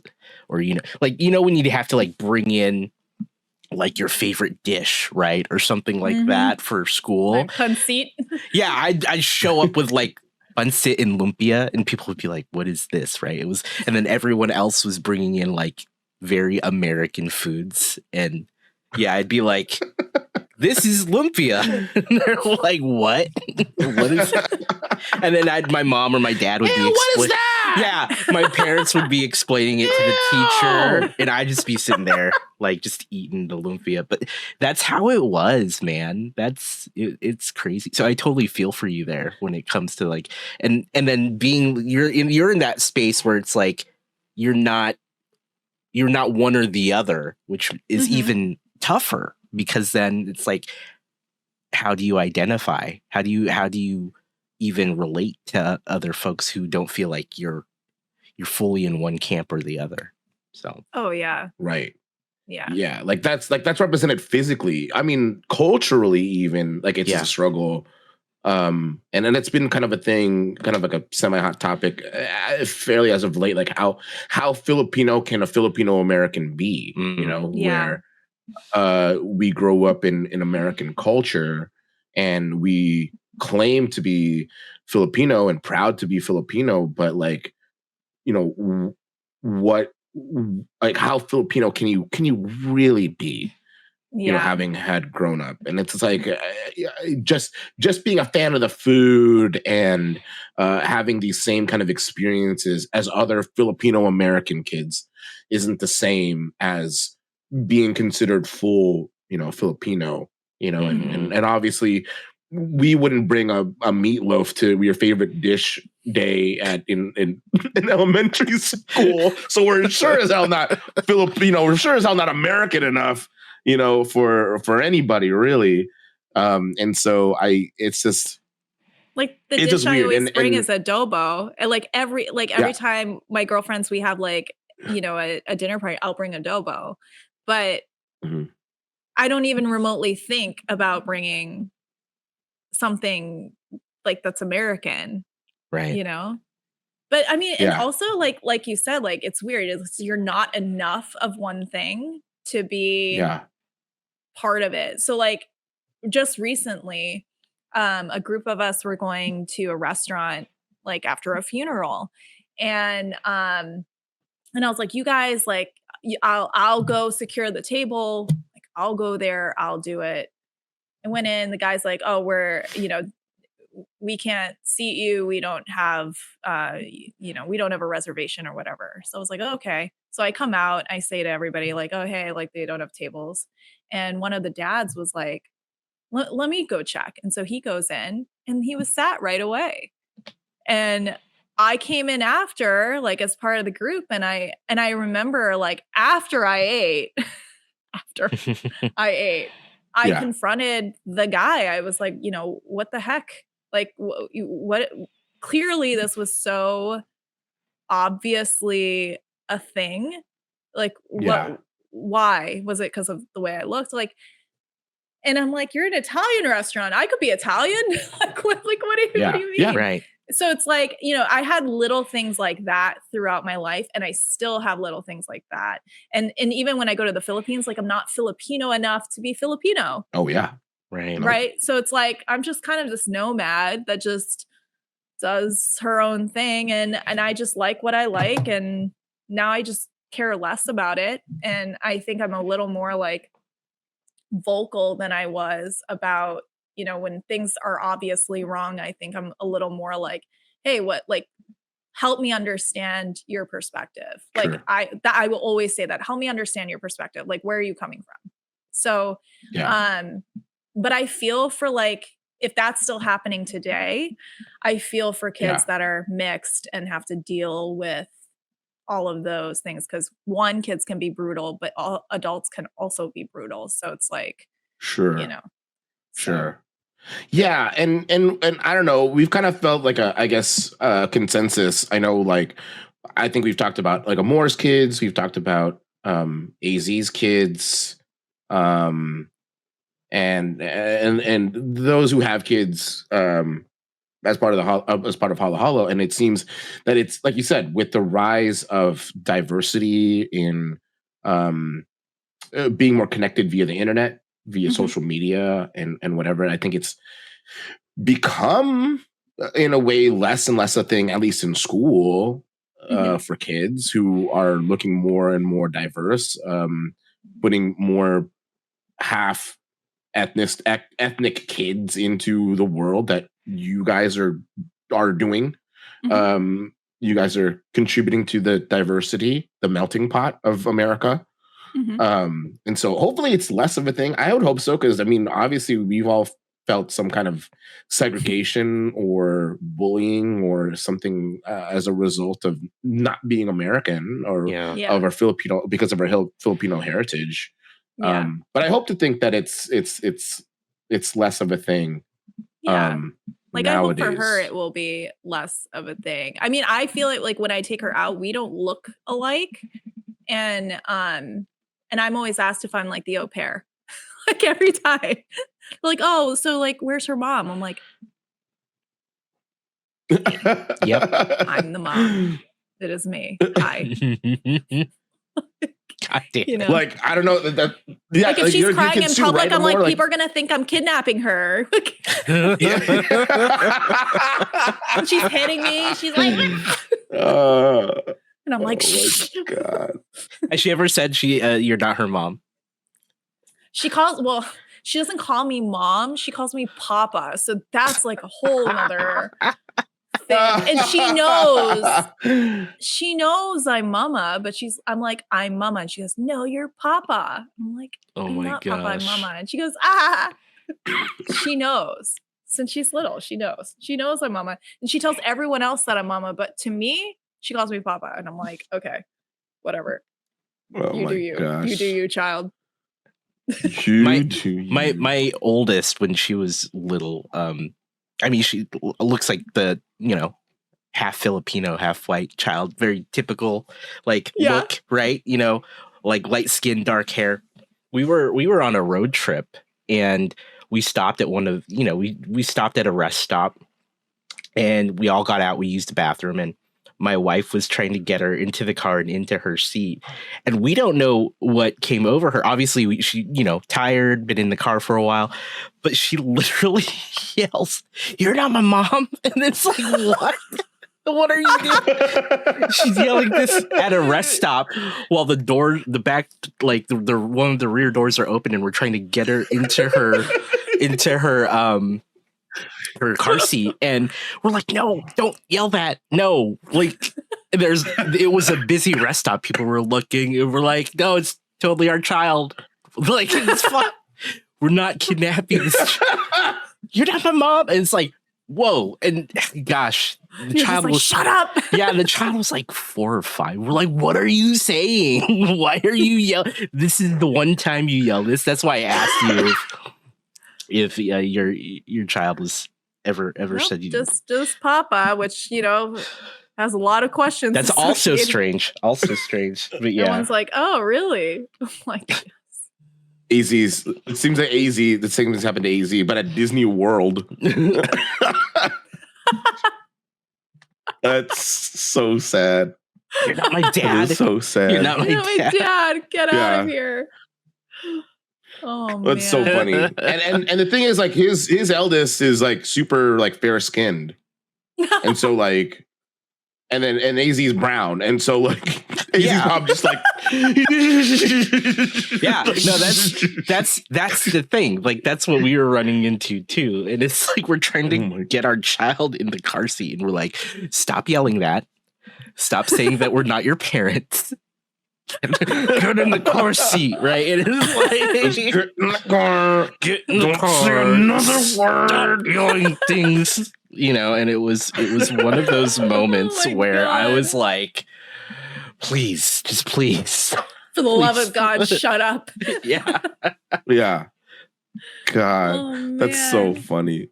The struggle. Hilarious. You guys' struggle, dude. Yeah. Oh my God. When your kid doesn't quite match your skin tone, it's one of those things where it's like, no, we're good. We're good. Yeah. This is my child. Born. She looked exactly like me when she was born. And then I was like, all right, yeah, that's definitely my child. And then, a couple months in, I was like, what is going on here? Yeah. I'm like, something's happening. Yeah. Oh my gosh. Now I'm that's so funny. She looks like an IKEA poster child, like Swedish. IKEA. like, what the hell? Yeah. Stick her with some heckin' Swedish meatballs and she'll look the part. when I was pregnant, I dyed my hair blonde, and I was like, did some of the peroxide like get in there? I I'm like, dang. Blonde, Oh man. my gosh, it's so funny. But speaking of cultural clashes with Thanksgiving, literally like less than 2 weeks, crazy to think. That's crazy. That Thanksgiving is right on the corner. Again, for those of you guys who are just joining us, we're recording Holla Holla time, and this is the only November episode that we're going to be able to record, and we'll only have one episode for December. But since we're talking about foods and cultural clashes between American and Filipino, what is your guys' spread at Thanksgiving look like, being Filipino and obviously celebrating Thanksgiving in America? Maybe some people will be surprised, maybe some people will not be surprised by your guys' response. But how does the spread look like at your typical Thanksgiving dinner? Nicole. Taste the biscuit. Taste the biscuit. Taste the goodness of the biscuit. I have the whitest Thanksgiving traditions ever. It is turkey, mashed potatoes, gravy, squash. Sometimes we do lobster, but it is like, yeah, corn. I don't know if I ever said that. And an apple pie at the end. Like, and that is as cultural as it gets. It is a white. So there's still seafood. There's still seafood, but it's lobster. But that's given because you're there New England. You know, it's New England, right? Like you basically lobsters crawl into your backyard here, so it's like, you know, right. You gotta have them. But yeah, we don't do anything like weird on for any of the holidays, really. Like none of them.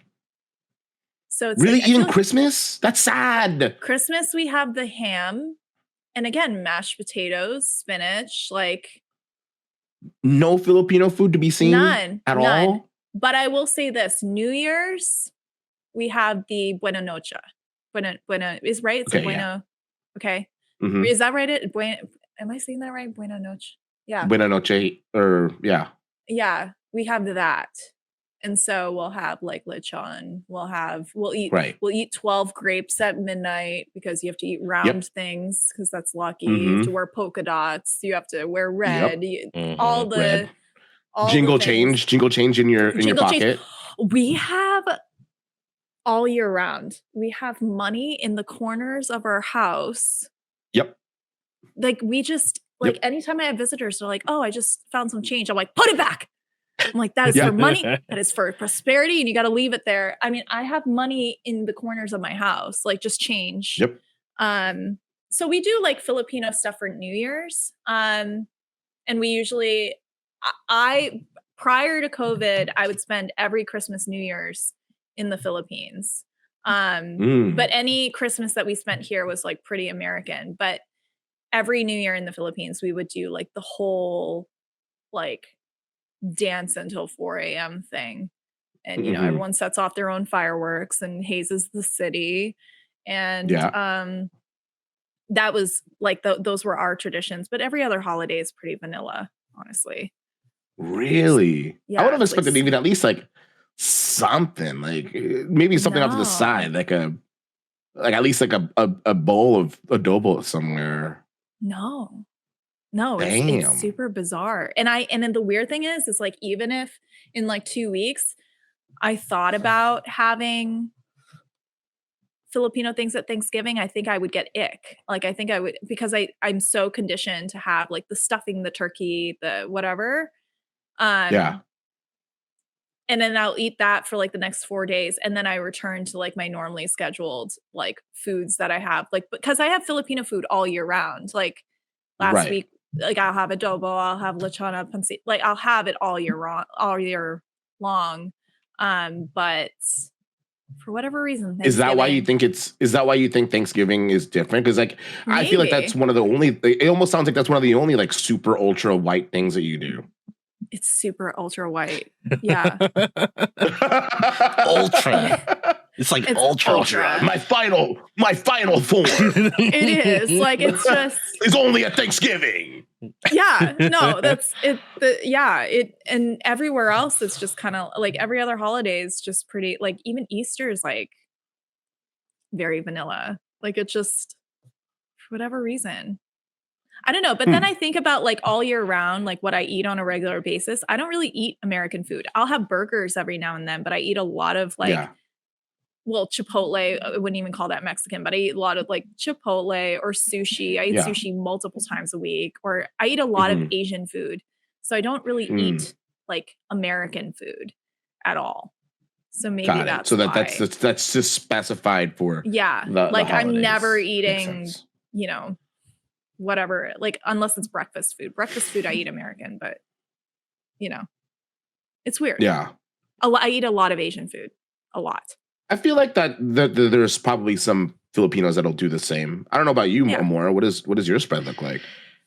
So in the early years when the kids were younger, we would just go see my parents. So back then it was very much like the blend of American and Filipino, right? So you get like the turkey, the mashed potatoes, like the green bean casserole, but then there'd also be like pancit, and you know there would be some adobo or lumpia or some other things, empanada. Like it was always this. Yeah, my mom would, you know, like many Filipino mothers, she would cook enough to like feed you for like the next 2 to 3 weeks as a family.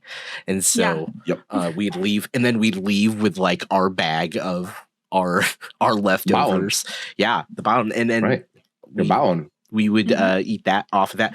When, you know, the last several years, we haven't really gone during Thanksgiving or Christmas. So ours have somewhat defaulted to like the normal Thanksgiving spread, what you would expect. Occasionally there might be some adobo or something like that if we felt like it,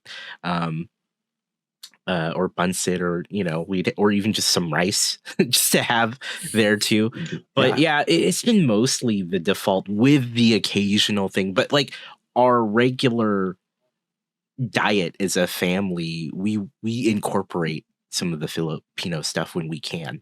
It's not every day, it's not every week, but like at least like once a month, we make sure we have something on the table like that. So, but yeah, you know, Nicole, like you, it's kind of been more defaulting lately towards like your typical holiday American meal, for the most part. And so, yeah, it's interesting. I never like thought about it that way in terms of like how we decide on what to make or have. And so, yeah. What about you, Fred? It's definitely mixed. Lechon. It is. No, dude, it is mixed. Like some years we'll have like the turkey next to the lechon, or next to a lechon, or we'll have like the turkey, ham, and lechon, or we'll have. I remember one year we had like a ton of crab. Oh man, that was freaking amazing. Oh, that sounds great. That sounds amazing. Yeah, we had like a ton of crab. We had like fish. Yum. And we had to have the turkey. The turkey was like a default, like it's there. Right. The turkey's got to be there. I have the turkey. The mashed potatoes got to be there. The stuffing is there. The mac and cheese is there. But then at the same time, you've got Filipino spaghetti right next to that. You got like fish. You got seafood. You got crab. And you got pancit. And I think mainly for my family, there's a lot of, it's a couple of families that get together, at least 4 or 5. And there's a lot of November birthdays. And so because that's the case, we'll have the Filipino food there on top of the traditional Thanksgiving food. But just like at any other birthday, you have to have some pancit. You have to have the noodle for long life. And so for long life and good luck. Yeah. So that's gotta be there. Like it's almost like turkey and pancit. It's like I will for sure 100% go to this household tonight for Thanksgiving and 100% know that there will be a turkey there, that there will be pancit there.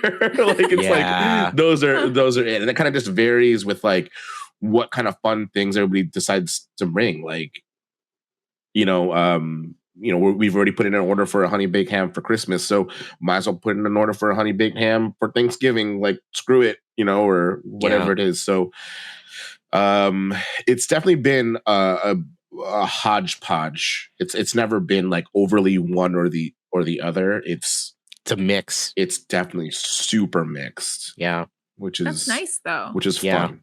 It is. Yeah, I like that. It definitely keeps it to where you're eating literally the whole time, not just because like the food is, obviously the food is good, but that's just so you can have a bite of literally everything that's there on the table or I like in the kitchen. Yeah. It's always how it is. The only problem is you have like baon for days, like you're eating that same food for like weeks until you give yourself food poisoning because it's gone bad, but you're still eating it. Right. Every year around November, I get food poisoning, and I'm like, it's because I ate the turkey too long. Yeah, I kept it too long. I didn't eat it fast enough. I ate it all week. Yeah. But that's when I take the excess, which never happened. Well, it only happens at Thanksgiving because of all the other different foods. But I'll take the excess lumpia and I'll bag those up in like bags of maybe, I don't know, 5 to 7. And then go and trade those for tamales. Yeah, that's right. All my Mexican friends within the area are like, yo, you got some of that lumpia, my guy? Like, oh, I got you. You got some of them tamales? You got that. It's like one of those parking lot deals, man. You're exchange. Oh, 100%. It's exactly what it is. You're it's like panting. You're like panting. Tamale rojo, tamale verde. You want that beef or you want that chicken? I'm like, oh man, that's so good.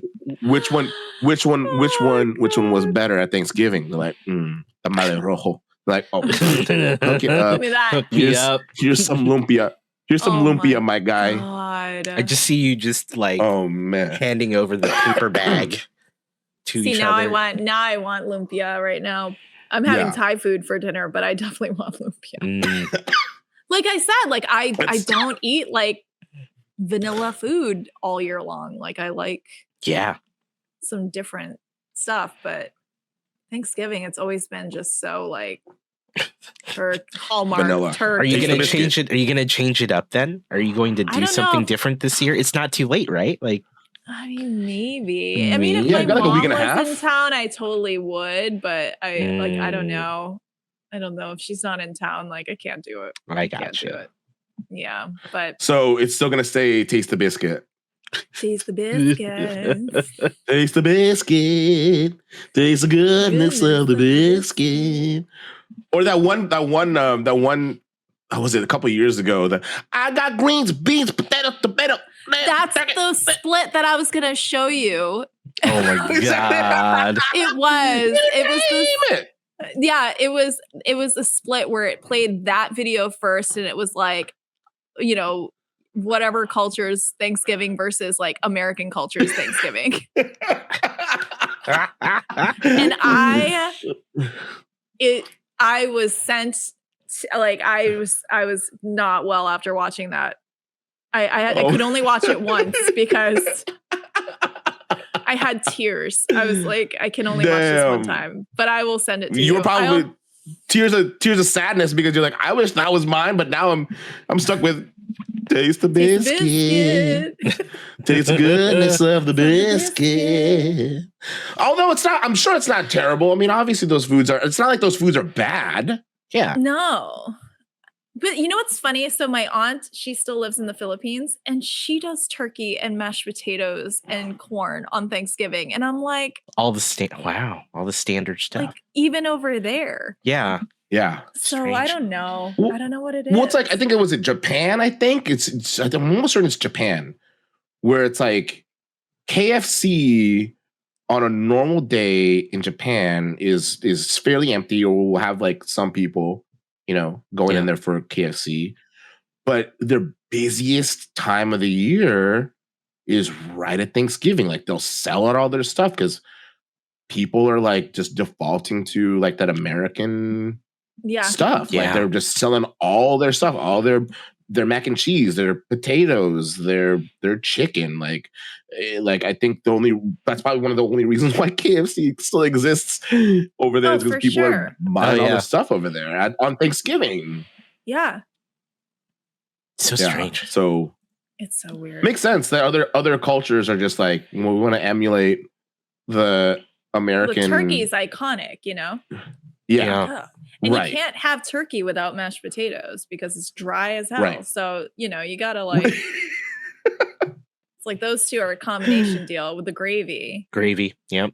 No, yeah. That's why I'm all for about sure. All about it. Yeah.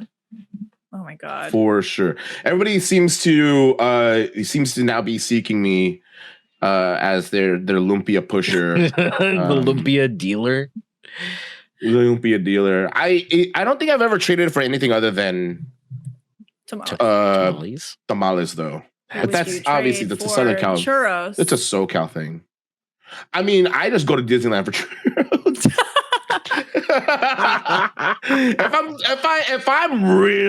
if I just really need to have a churro, luckily I'm close enough in proximity to Disneyland to just go. It's not like they have tamales or lumpia there all the time, but oh my God. I know all my Mexican friends are like, we spent our Thanksgiving day freaking making tamales with tortillas and our abuelita. Like, so like, I know they've got tamales in excess. Like they have enough to get them through at least New Year's. I mean, so culturally, it's similar. Listen. Can't run out of food over there. Culturally. Right. Yeah. It's the same. That's why, like, they're our cousins. We were both conquered by the Spaniards. So and even the names are the same. Like Maria. Yeah. Like all the names are the same. But yeah, oh my gosh, I'm so hungry. Yeah, me too. like Theo and Tia, that's uncle and aunt, and ours is we just threw in a T in there. Like it's Tito and Tita. In there. Oh yeah. And even how are you is the same is not, it doesn't spell the same, but it sounds the same. Como estás and como está acá, because it's pretty like they're within the same realm of sounds. Yeah. So we're cousins. We're cousins. And I'm hungry too. And I'm kind of just like I think we Filipinoed out this Hollow Time episode, if you ask me. Oh yeah. We sure did. Yeah. Oh yeah, we emptied the shower bucket for sure. We emptied the tabo. For sure. We emptied our tabo of all the Filipino things. There's no water left. We can. Yeah, for sure. Well, I hope you had fun hanging out with us, so Nicole, talking fun. about your heritage. Yeah. Hopefully we can do this again soon. When you asked me to come on, I was like, really? You want me? Of course. And that's the whole point. For anybody who's this is your first episode of Hollow Time. Obviously we're proud of being Filipino, but I think the coolest part about the at least the typical cast of people that we have on there is that we've experienced Filipino culture in so many different ways as AFOLs, as parents, just as children, as in school, with other people, and just being in or living in different geographical areas. Like we've all experienced Filipino culture very, very differently. And I think one of the main reasons why, like, I thought of you first, Nicole. Technically, you're our first guest. What? On Hollow I'm your Hollow first Time. guest? Yeah. Yes. What's up? And because Yo. because thank God he didn't tell me that earlier. No pressure. No pressure. Yeah. No, and I think it's because of that. I mean, it's always good to experience Filipino culture just in different ways. Like you're clear across the country from where I am, and so, but despite that, we've experienced a lot of similarities. So much, so close. Yeah. A lot of similarities, and although like you're half, like I've definitely grown up with that same feeling of not being American enough, not being Filipino enough in daily life, and I feel like a lot of people, even that are not Filipino, and that's why we talk about it, have felt that where they're not American enough at school, and then they're not whatever enough, with their family, especially ones that are visiting from their home country, So that's why we do it, and I know that, and I knew that having Nicole on would highlight that, would highlight each of those points of why we put Holla Holla time on in the first place. So makes it all the more reason to come back. Hopefully. Yeah. No, I'm so glad you do this podcast because it's so much fun. There are so many fun little nuances with the Filipinos. So I like it. I like it a lot. I know we were bound to talk about Tabos events. I'm saying it's, if there's a bingo card, it's on there. I have my cup, so I'm gonna Pab cup with Tabo. But Nicole, where can people find you next? I don't know if you'll be doing YouTube anytime soon for live stream.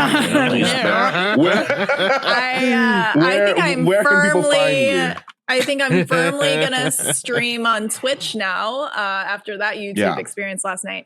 But you can find me on all major social media platforms. I'm on Twitch, Instagram, Threads I've neglected. What else am I on? TikTok, I'm too old for that. And then YouTube I'm on it. TikTok, I have no idea what's going on. But yeah, Girl Bricks a lot. And but you probably won't see me streaming on YouTube anytime soon. That was a disaster. Do you have any fun builds that you are looking forward to that you're going to be doing soon? So I am gonna do the orchid at some point. I have that right here. But I want to do, what I am gonna do tonight is I'm gonna build the heart for the Lego giving thing that they're doing. Every time you build a heart, they give. So I'm gonna do that and hopefully post that by tomorrow. But nothing crazy. I have projects that I need to work on. I need to disassemble the Titanic and rebuild that because I bought it used, and same thing for the AT-AT. I have work, you know what I mean? Just set work that I want to do. And then I'm gonna during the holidays redo my display room. It's just all little annoying things, I felt part of Amor die a little bit when you uttered the words when you uttered the words disassemble the Titanic. Was it bad? Did anyone do it? I've done it. I've done it. Ace and I have done it. I watched Jen he didn't show it in his face. No, I felt it. I felt it. He felt it. I know it's going to be really bad. I mean, I watched Jang disassemble it, but Jang's like the Bob Ross of Lego. He makes everything look relaxing. So I'm like, it probably won't be that bad. But that was all I needed to know. Yeah. Yeah. It is a whole thing. I did it as a charity incentive. So I'm not too broken up about it. I think in Ace's case, it was if he got partner on Twitch, that was why he would do it. But then he waited months and months and months and months until I think most of us forgot about it anyway. And then he finally did it. And I think Jane did it out of solidarity with Ace on that, I think. Yeah, he did it. And I have to tell you, it didn't look that bad. But then again, I don't know what's going on in the emotion category. So I have to do that. I just have sets that I want to disassemble that I've bought used and want to experience the build. I don't want to just display something that I bought used without having experience the build, but I feel like disassembling it and parting it out is going to be a headache. Yeah, So, sounds gross.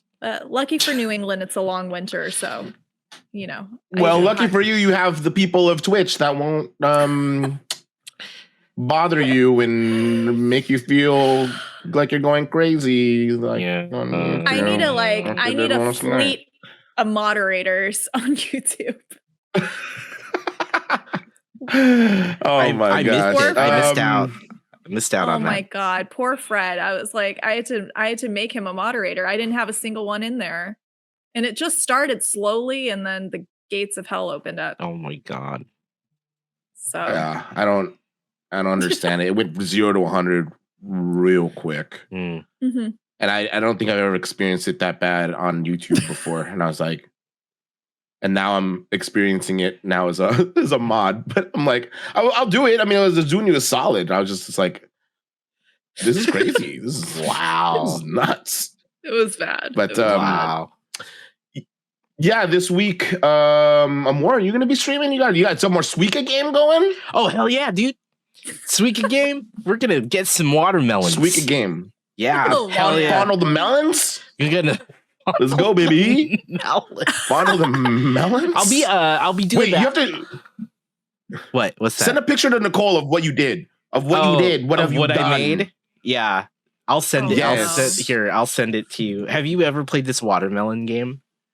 No. No. I've heard okay. of it, but Yeah, so there's a whole game. Do you have a Nintendo Switch? Yeah, do you have a Nintendo Switch? Do you have $3? course I do. Do you have $3? Yeah.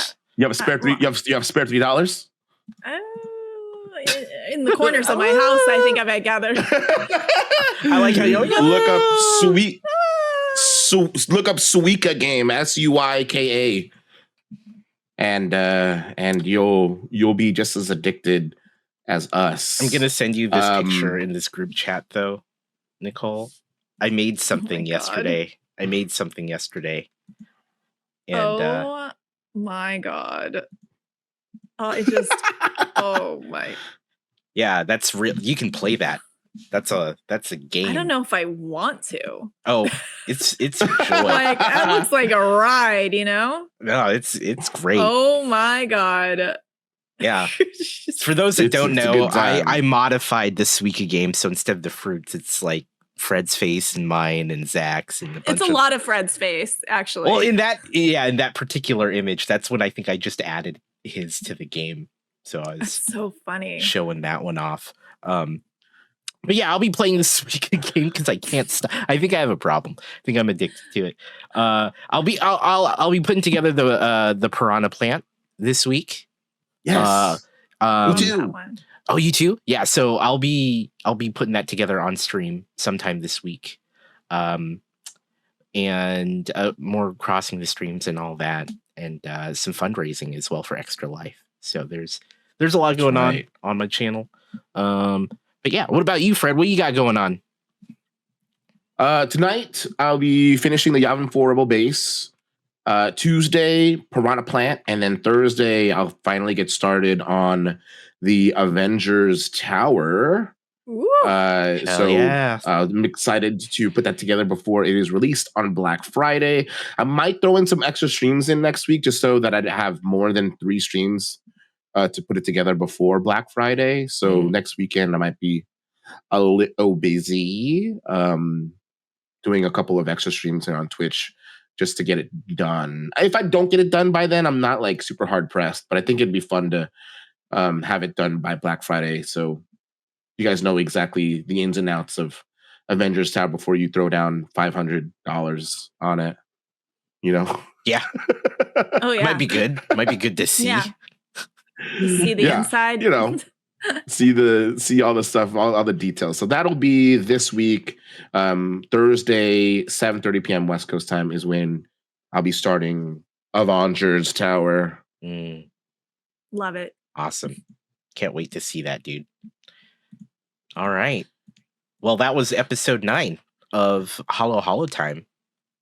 Nice. Want to thank you again, Nicole. Thank you for having me. It was awesome. It was awesome chatting with you. It's always a good time. I know.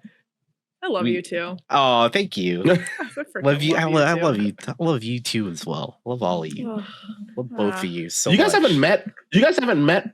No, yet. but I feel like we have though, but Yeah. we haven't.